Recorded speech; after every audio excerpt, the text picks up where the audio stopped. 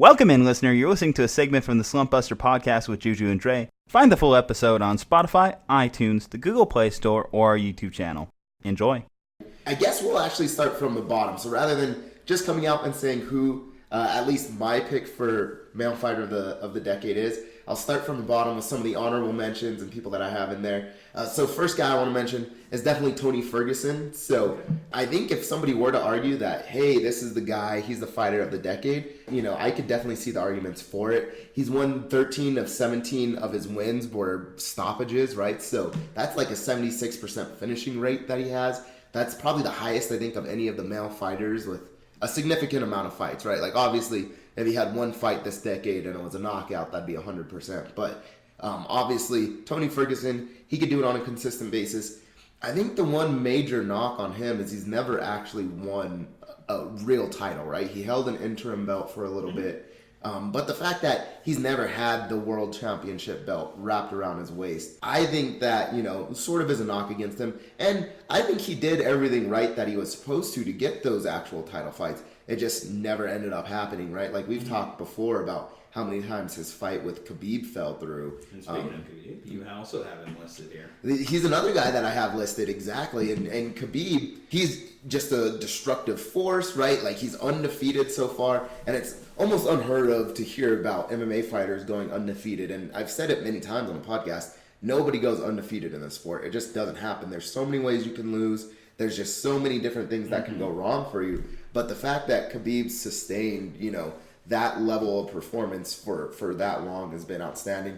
One of the major knocks against him, though, is for a while he had a reputation of being injury prone. So he would only fight maybe once a year to once every 2 years. And then he would go on long sabbaticals for religious reasons, right? Which I can't knock him for that. Like, if, religion's definitely got to come first, and if that's your thing. But yeah, there were times where he wasn't fighting during the decade. And a lot of the decade, he also spent sort of in the Russian mixed martial arts sort of realm, right? So he wasn't necessarily in the UFC. So I think it's a little bit hard to give it to Khabib, even though he has been super dominant. And especially he's sort of grown in popularity, or at least a lot more people know him because of the Conor McGregor fight as of late. He also can't be the best fighter of the decade if you can't say his name 5 times fast in a row. Exactly. So a lot of people cannot say his name one time fast, right? Khabib now. I'm never saying it one time slow. Yeah. That's why we sound out the syllables like. That's why we just say with it. Khabib. Yeah, it's like a 5-year-old. Nurmagomedov. Now speed it up in 5 times in a row. Ready? Yeah. Go. So that's a good point, though. Going on to Conor McGregor, he's another guy that I had for honorable mention. Ju-Ju, I know you had thought that he was deserving of fighter of the decade. Do you want to give some of your thoughts on that? Well, my thoughts on it mostly, and it just goes, I don't want to spoil too much, but some of the names you listed on here, I don't feel like they've ever been able to carry the brand necessarily as much as Conor has. Because even casual MMA fans, like Bob mentioned it here, can latch on to a name like Conor and have some sort of resonance with that, have some sort of meaning with it. Whether you enjoy just tuning in and see him get his ass kicked, or to see him dominate like he has at points in this decade. The fact that not only was he able to carry the UFC for a good chunk, but his fight against Floyd, for as much of a circus as it was one of the highest grossing fights of this decade. I think that says a ton, because the name cachet of Conor McGregor is one that just speaks throughout the whole decade. In fact, I feel like, again, I don't want to give it away, but I'm sorry, like stuff like fighters like DC here, I just can't get behind them, because yes, they've been good. There's no doubt about it. In the octagon, DC is a top tier level performer, but he's never been the type of guy where I'm going to go out of my way and watch a DC fight, and I don't know what that says about him. He's just never had that appeal, unless he's fighting like another big name like a Stipe or a Jon. DC's fights have always been lackluster. I guess my argument would be Conor McGregor, for much of the decade, while yes, he's a huge name and he has sort of been transcendent when it comes to MMA, MMA today would not be where it is probably without a Conor McGregor, right? Like the billion-dollar machine that the UFC is, right? The deals with ESPN, without a doubt, I think they did need Conor McGregor as a big part of that, especially during this decade, and we'll get to it here in a little bit. We saw some of their other fighters sort of go downhill a little bit that they were relying on. Part of my arguments, though, against Conor McGregor would be he only won the belt in 2015, right, when he beat, I think Chad Mendes was the fight because Jose Aldo was out with an injury. So he beat Chad Mendes, but that was sort of a give-me fight. Chad Mendes was only on a 2-week training camp. It was really last minute, so Chad Mendes hadn't been in peak shape like you would normally expect.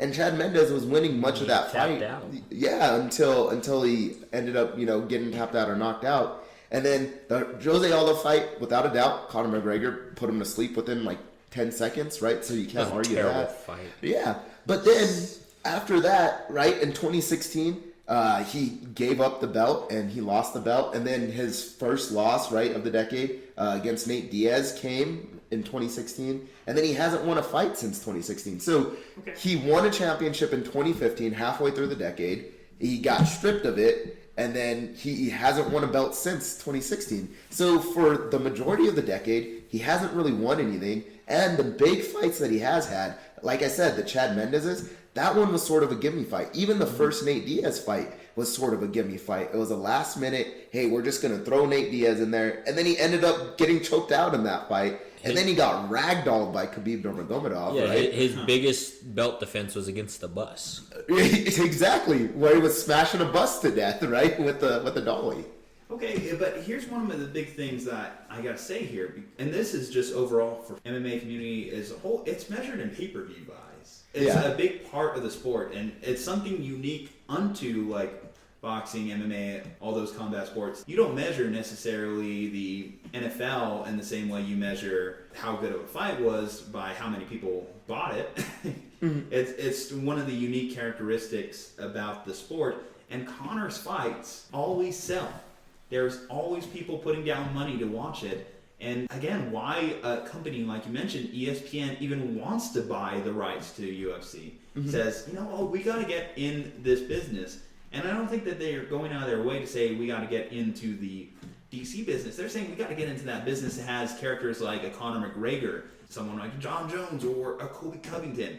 These people that draw the eyeballs to sport, because ESPN, they're not buying for just the characteristics of it. If anything, there's a lot of sports that don't get a lot of traction, a lot of airtime on ESPN that are good in their own rights, but ESPN doesn't buy them for a reason. Yeah, I mean, I don't know. I think that there needs to be a balance. The way that I made, my determinations is there is a balance between, the selling, right, and the name brand, name recognition, and the performance. And I think while Conor McGregor, by far of any fighter, has that name brand, that name recognition, and that ability to sell, he does not have quite the performance that everybody thinks, right? And a lot of people believe that Conor McGregor has, these outstanding statistics and he has this outstanding fighting ability, which he is a very gifted striker. But outside of that, he has not shown the ability to be worthy of a fighter of the decade, right?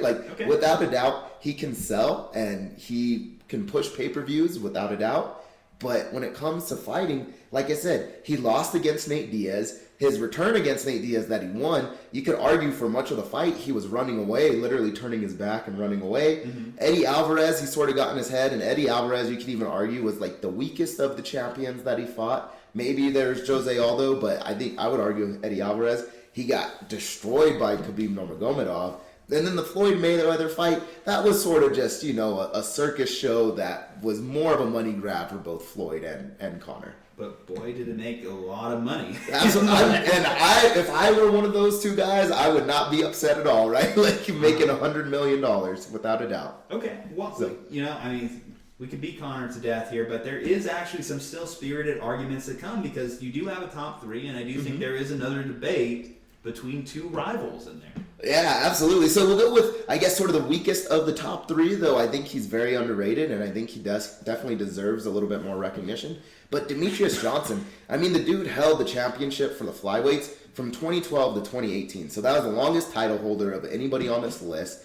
He only lost 3 times in the decade, with 2 of them being up a weight class. So that was before they even made the flyweight division, right? So he had to fight at 135 rather than 125. So those were really 2 out of the 3 losses. 11 of 22 wins were finishes, and he's honestly probably the most technical fighter on the face of the planet. Unfortunately, this is where we sort of have to balance out the other side. So, I said there's that balance between name brand and recognition and being able to sell fights versus the performance and statistical performance.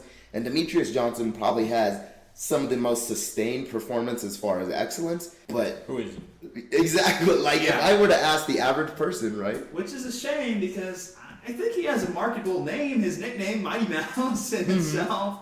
Like, you could have put that on T-shirts, but if he was just advertise that more, put that out there more as like a selling point, he could have made himself a lot more money. He could have made the UFC a lot more money, which I do think is, you're right, it's just going to be a detractor from his all-time legacy. Yeah, exactly. And part of the issue, and I guess sort of, to make my point, is I can't remember one pay-per-view that he was actually the headliner of.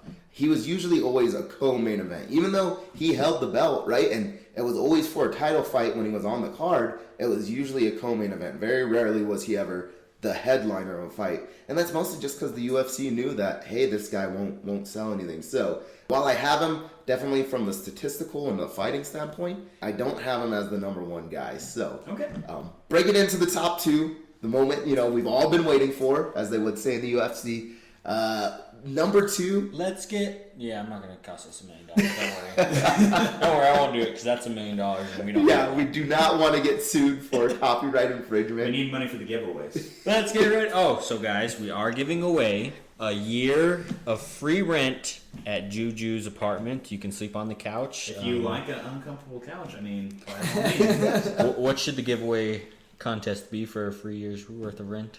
If Aris chooses your basketball, There you go. So if you can convince Aris to go with your basketball franchise, You get free rent for a year. Free rent for a year at Ju-Ju's house. Okay. All right, back to the task at hand. So, top two male fighters of the decade. It had to come down to these two guys. They're rivals. They go back and forth. They hate each other. But my runner-up would be Jon Jones. And so technically, the dude's never really lost. There was that one DQ against Matt Hamill, which he was definitely destroying that fight. And you could say it's sort of an outdated rule, right? But that 12-6 elbow, where your elbow comes straight down on a grounded opponent, is still illegal in the UFC, right? And in MMA in general. And so he got disqualified for that. That counted as a loss. But the dude, he has a 56% finishing rate.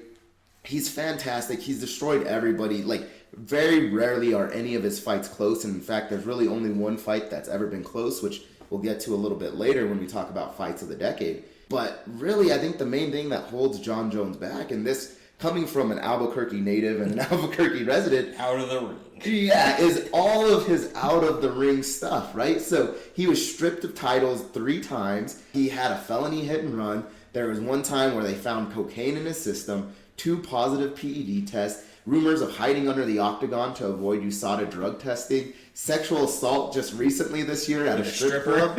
Like, I mean, can you give this guy fighter of the decade? As big of a name as he is, as dominant as a fighter that he's been, right? Like, he very rarely ever has close fights, but like... Wait. Was the strip club thing in Albuquerque? It's in Albuquerque. Where was it at? At TD's. Oh, dude! Why? The only thing that could have made it worse if it was at Fantasy World. Yeah.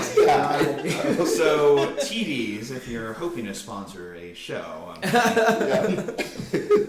We've got you. We'll take the free lunch buffet. That's totally cool. They got prime rib there? I think so. Oh. Steak and lobster too. So. And you get to see Jon Jones choke out, some of the women there. So. All right, Slumpbuster retreat. Let's go on Aris. Wait. Aundre's the rich one. Aundre is the rich one here. Maybe that could be our next giveaway, a night at TD's. Aundre. With Jon Jones and Aundre. Okay. So, no, I mean... on a serious note, though, it's hard for me to give somebody fighter of the decade, even as deserving as he is from a fighting standpoint, right? And I think Jon Jones was sort of who the UFC had needed and had hoped. That's why they got Conor McGregor. I think Jon Jones was sort of the Conor McGregor before Conor, without having to be the bad boy, right? Jon Jones was just a big popular name. Everybody His fighting style, everybody loved it. Yeah, people loved watching Jon Jones, and Jon Jones was sort of that first guy to sort of transcend the sport. He has 2 brothers, right, that sort of helps, that are in the NFL. So everybody sort of knows the Jones family, but this stuff kept him out of an octagon for most of the decade, right? And then the other thing, I always have issues, like I made the joke about the Astros, in the last segment, but when you get caught cheating, for me, that really derails like some of the arguments for being the greatest of all time. So then your NFL team of the decade is not the actual team of the decade? So Bobby might get on me for that.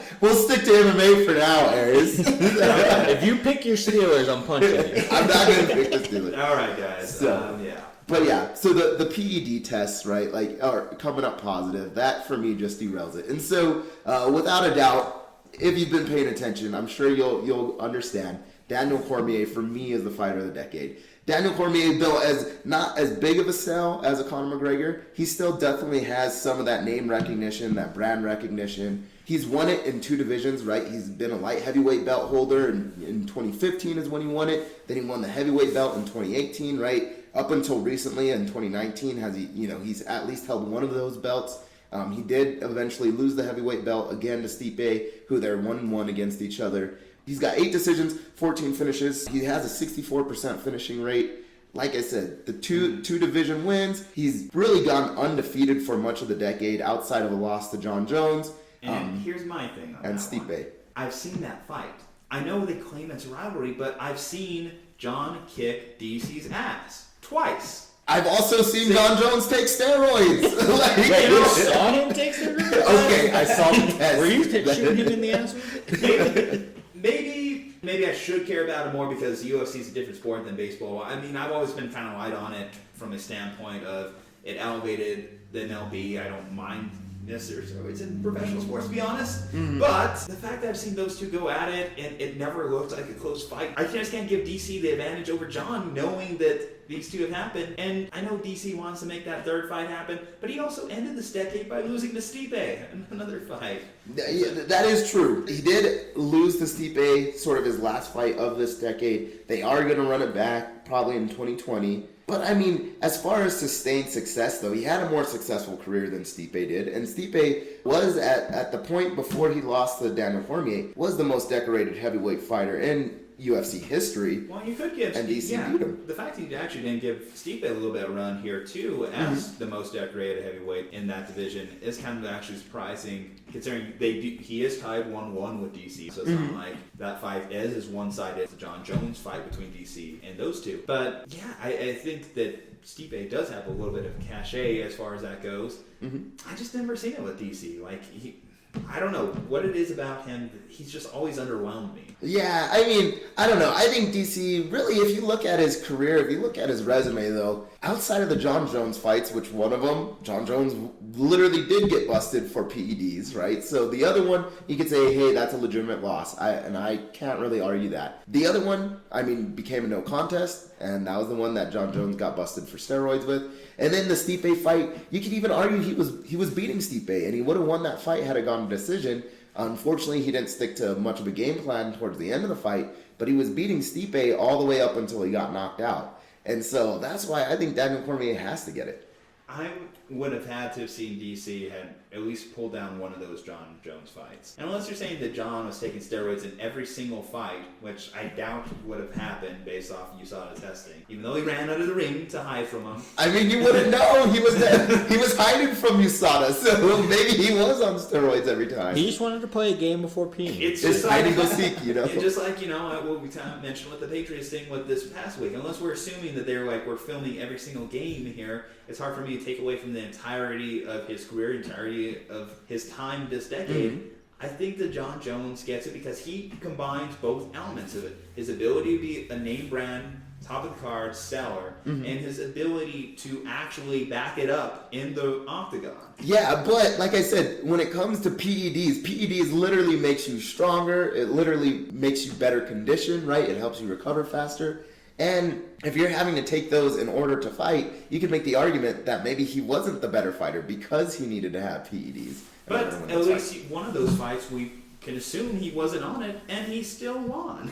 I mean, yes, that's true. But we would never know what he would have been. We don't know semantics. Even if you take off just one of those fights, say Jon was juice to the eyeballs, that's gone. he still has a 1-0 record against DC. And if you told me that they were able to fight one more fight this decade, let's say on December 31st, DC versus Jon Jones impromptu fight, who are you telling me is winning that fight? I'm going with Jon. Jon Jones would probably win that fight. And that's going to be the tiebreaker for me. Okay. All right. So you're going Jon Jones. I'm going DC. Bobby, do you have any input? We need a tiebreaker here, so someone just has to call it. I guess. I like Jon's fighting style better. So you're going Jon Jones? Okay. So the and his car is pretty can't wait in badass. here. The Slumpbuster Male Fighter of the Decade goes to Jon Jones. Okay. As much as I don't like it, we reached a consensus. So Jon Jones. So, democracy.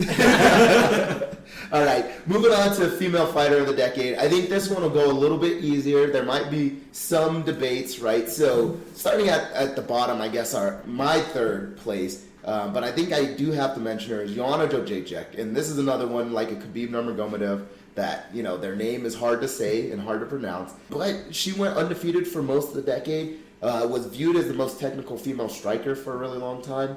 However, I think part of the issue though is she's had 3 losses in the last 2 years, and it's hard to really say that hey, that's the fighter of the decade when she has that level of performance.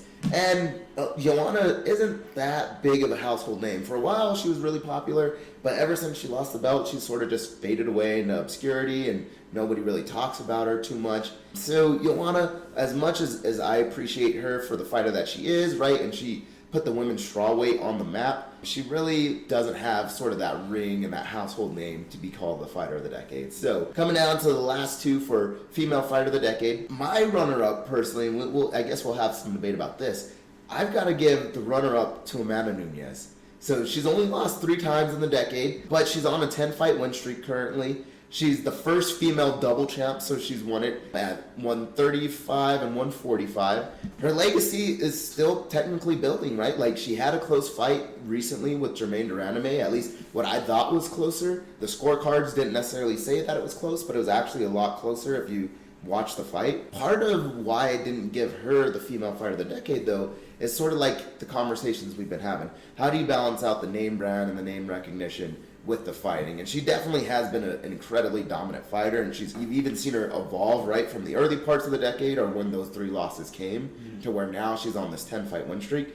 But Amanda Nunes, isn't the most marketable female fighter, right? Like, she's a Brazilian, so she doesn't speak very good English. And, the English-speaking markets are by far the biggest, right? So that's America and Europe, even some parts of Asia that, even though they might predominantly speak another language, they do understand English. So English definitely, when it comes to MMA fighters, makes you a little bit more marketable, and that's not a knock on Amanda Nunes. Is what it is. Yeah, exactly. But, I mean, that is just a thing, too, that in terms of any athlete, you have to consider, particularly, we see an influx, obviously, of international players coming into sports like baseball and everything like that, and even they know if they want to increase their ability to be promoted, they have to kind of somewhat break that language barrier.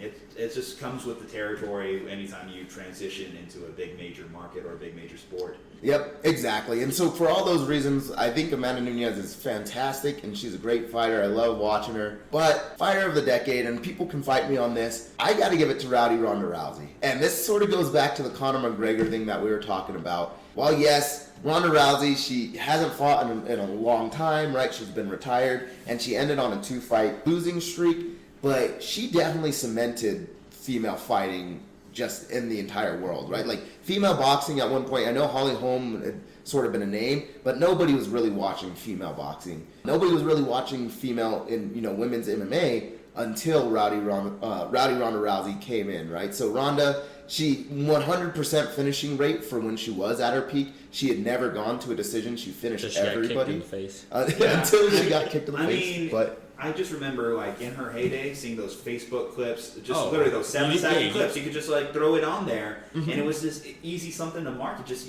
people just constantly sharing, liking that. Her peak is honestly even up there with above some of the men, which I do think is a difference maker. She's almost up there with, Tito and Chuck of, yeah, absolutely. Because Tito and Chuck were, the guys that brought UFC into the forefront of people's minds and stuff. And and this might be a larger, grander scale than just this decade, but if we're talking about a UFC Mount Rushmore, I'd put her on there. You could put her on there.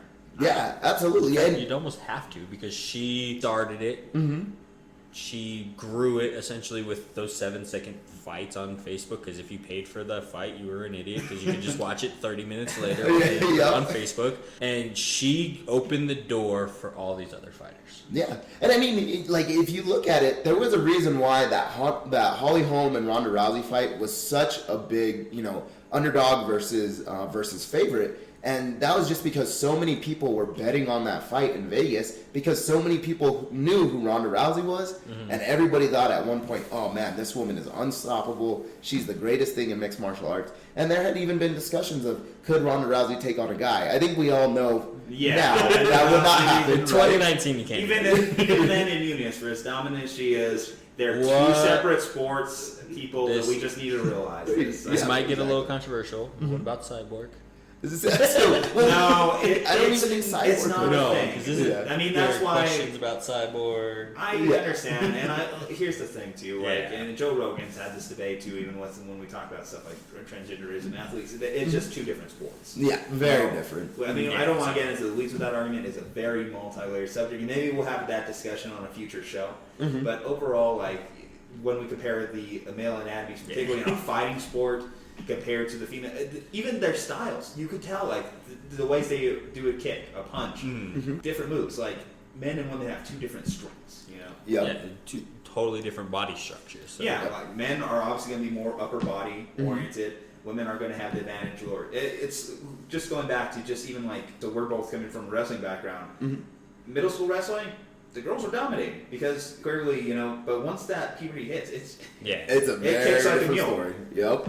So, yeah, and the last thing that I'll add just to this conversation, right, is Ronda Rousey was the only probably female fighter that they transitioned into WWE, right? Like, she's probably the only female fighter that the WWE will say, oh, yeah, we want her in our organization, right? Because we think she will sell. She's sold in UFC. She's selling in... And they made her a champion, like, right off the bat, too, because they could put her on the video game covers. And I think that says something like... I think Brock is the only one that was able to say he's been on like 2 separate covers. But Ronda's career in WWE is not over by any means. She's taken a little bit of hiatus from last I checked. But like she could come back, she could lead a cover too and be, I believe she was on one UFC video game cover. Yep. Yeah, so she could also carry on that legacy. And she was in movies too. She was in movies. Fast and Furious.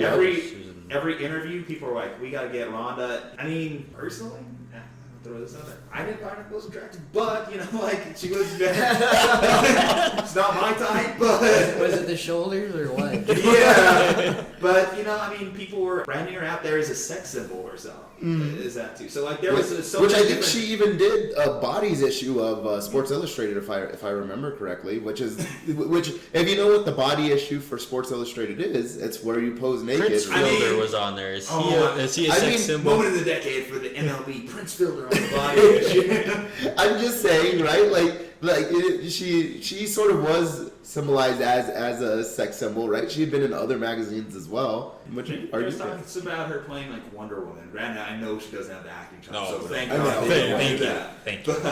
But yeah, she's there. I mean, you could throw some other honorable mentions in there. So we did throw out Cyborg. I mean, her legacy is kind of a little bit weird too with steroids and stuff of that nature. Yeah. And just in general, we've seen her lose to some of these fighters here. Gina Carano also was a part of this early decade, and she kind of had a little bit of some kind of run like Rousey did, but she never quite was at Ronda's peak in the ring. Yeah, exactly. Her career is going to be more. She's actually getting into acting now, and she's actually pretty decent actor. She's better than Ronda, so I mean, she'll. Gina Carano, yeah, she. You like her superhero landing? I would prefer superhero landing. Yeah, but I mean, it's just hard to argue against just everything Ronda did for the sport. I mean, part of the trouble for anyone that follows her is there's only one trendsetter. There's only one person that can start a revolution, and she started that. She was, two revolutions. Two, again, we talked about her WWE thing. Two, when she went there, that's when their women's division picked up. Yep. So she's literally done it for 2 different industries. All in the kind of like same brand, but still. And you got to give it to Ronda. You just can't take it away from her again. She's going to be a Mount Rushmore type figure for the UFC. Yep, exactly. Yeah, I don't think there's any fight from any of us on this one. All right. So then we'll move on to our last MMA topic of the evening is our fight of the decade. And so there's been quite a few really good fights. So I'll leave, but I personally think of the fight of the decade for last. But just some of the really memorable ones are Jones versus Gustafsson 1. So funny story. Yeah. That was actually during Aris's birthday, and he was so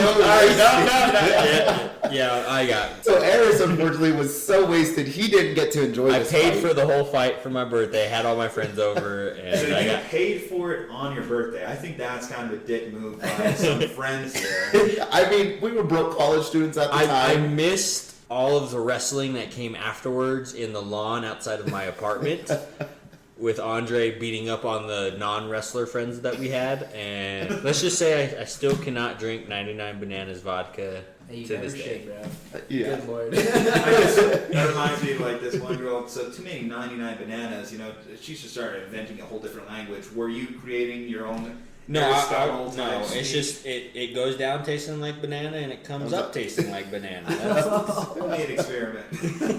And so It also smells like banana. So for like 2 years I couldn't eat bananas and I still can't drink 99 bananas. So Wow, Yeah. that story's just bananas. yeah, maybe that'll be our next giveaway. And It's there's some free 99 bananas. there's the dad good joke. stuff. We need Yeah. to create a dad joke counter. I know. With the ding. So, well, to actually get into this fight, though, this is the one fight where people thought that Jones actually might have lost against Alexander Gustafsson. I can't tell you what happened. It was a really good, close decision. Aris can't tell you what happened, but it was by far the closest fight that I think Jones has ever had, especially on a competitive level.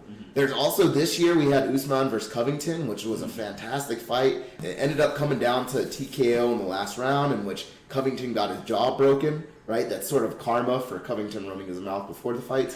There's Ferguson versus Pettis, even though that ended in the second round, it was still a fantastic fight. Alvarez and Gaethje, Swanson versus Duho Choi, and that one wasn't even for a belt, but that was definitely a war, right? As Duho Choi was sort of one of your up-and-comers at the time, especially coming from Korea, whereas Cub Swanson was sort of one of your cemented names. Everybody sort of knew him and knew that he was a good fighter. Mendez versus Aldo 2 was definitely a battle. Edgar and Maynard 2 was a draw. And then there was, to start off the decade, was Anderson Silva versus Chael Sonnen, and in which Anderson Silva was literally losing every single round, and that was at the point where. And then he got caught. Yeah. Yep, and then he got caught in that triangle and tapped out Sonnen, and that was still, when Silva was sort of considered one of the gods of MMA, where everybody had thought that there's no way this dude will ever lose, right? And Sonnen came out of nowhere. Moment of the decade though, when his leg. I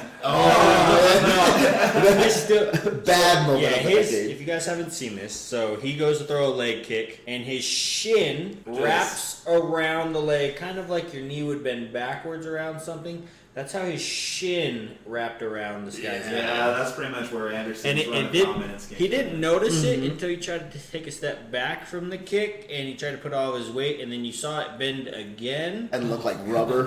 So yeah, Yeah. It was, if you're got a weak stomach, don't watch it. Yep, yeah. So that was sort of the end to Anderson Silva, but that was definitely one of the best fights. So without a doubt, though, I think the best fight of the decade. And I don't know how many of you guys watched this, but Robbie Lawler versus Rory McDonald. So The split lip with the one. split lip, Oh, God, yeah. No, I've seen that. Actually, like, for research for this show, I did go back and I watched a lot of these fights here just to kind of like see how it was. And I gotta say, yeah, that one was a really good one. It's an interesting debate. So you did mention some ones that ended early. I think they have to go 5 rounds. Yeah. I think that's the only way to like put something as a fight of the decade. Now the main debate is, do both people have to leave on their feet? Do people have to be going back and forth? And I think that is what separates Lawler and. Well, the fight of the previous decade was it was voted in the UFC community was the Forrest Griffin And, Stephen Stephen Bonner Bonner. fight. It was a fight to get a contract, so it wasn't a 5-round fight. It was a 3-round fight, but they both brawled out. They both ended up getting a contract, so that's kind of where they go for in the UFC community of fights of the year. They don't like they like those wars. Yeah, you have to have him back because I do think that might take away from Silva versus Sonnen. The fact that you're right, Silva was game, just destroyed the majority of the fight, and then he did get lucky. He caught Sonnen there at the end, but like they weren't like that back and forth. I think is critical in establishing like a all-time memorable fight. Yeah, absolutely, and that's why I think this Robbie Lawler versus Rory McDonald, and even though it was a finish, right? It was a finish in the last round. There was that back and forth, so Robbie Lawler definitely didn't leave completely intact. His lip was literally hanging off. So if you haven't seen it, Google pictures. You'll literally see through the man's lip into the top of his gums and his teeth. You're looking like you have. Yeah, we got to show Bobby this. Shout out to the UFC plastic surgeons because these guys do some amazing work when they have to patch some of these guys up. Oh yeah, no, it was fantastic. I mean, and then Roy McDonald though didn't leave unscathed. He ended up having a broken nose, and that's actually what ended the fight. Is he was fighting with a broken nose, and Lawler landed a straight right down the middle, and just shattered it completely. And Roy McDonald at that point just had to basically cover up and just said, "Hey, the fight is over." But Roy McDonald was winning on every scorecard up until that last round. It was back and forth, as bloody as it gets. And I think it truly showed what an MMA fight is all about. Both men going back and forth, right? One guy could be winning on the scorecards, but there's still always a way to win when it comes to either a knockout or submission. There's blood and guts everywhere. For me, it was the fight of the decade. And we're going to show Bobby just for the first time, never what this seen lip this look like. Oh, fuck. Yeah, I do think another thing that sets apart the fact that it warranted a sequel fight. Yeah. I mean, I do think that when you could get enough buzz from just like going toe to toe with each other, that people want to see you fight a second time, which doesn't happen necessarily often. Mm-hmm. I think that also does tell you how iconic this one was. And this one does rival blood factor of the Stephan Bonner Forrest Griffin fight. I mean, that is a thing too with fighting. I think a lot of people want to think we're so much more advanced than former Roman society as far as like want to see two guys just leave bloodied and broken. But no, people want to see blood. There is still kind of that like savagery in us that we want to see a beat down. Look at how much more excited people are to see a good tackle in the NFL than they are to see like a great catch. Oh, yeah, that's why we used to have the jacked up segment before the concussions started happening on Monday Night Football because people love to see those big hits. We love to see blood gushing out of somebody's lip because it got split in half. Yep. Fair enough. But yeah, no, you're not going to get much debate from me. I think the Robbie Lawler versus Rory McDonald was a transcendent fight. It did a lot for the sport. I mean, and these guys too, like they're not no names. They've been consistently throughout this decade. I do think that that's part of it, but I do think if this was just two people going at it and like Bellator or something, but the fact this happened on the big stage in the big leagues, I think is also a big impact on this fight. Was the Jackson fight versus the Door this decade, or was that last decade? Oh, Rampage Jackson. Yeah. I think that might have been the start of this decade. So that's the best fight then. Yeah, that's the best fight. Breaking down the door. That's the best UFC fight of the decade. Right. It's him breaking down the door. So I think that recaps pretty well our MMA segment.